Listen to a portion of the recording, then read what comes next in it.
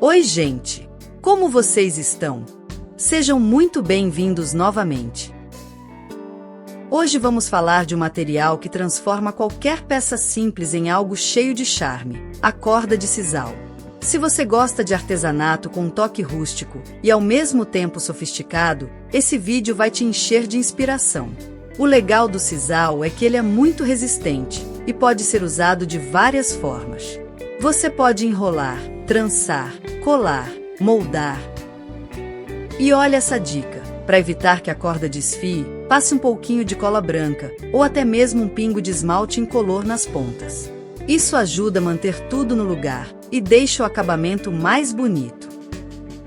Enquanto as ideias passam na tela, repara como o sisal combina bem com diferentes materiais.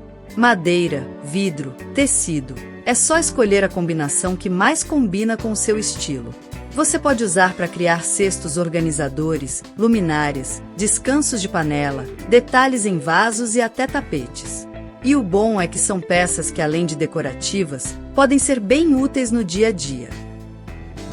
Agora me conta, já teve alguma ideia vendo esse vídeo?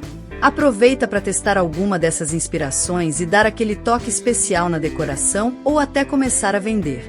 E não esquece de deixar o like e se inscrever para mais ideias criativas.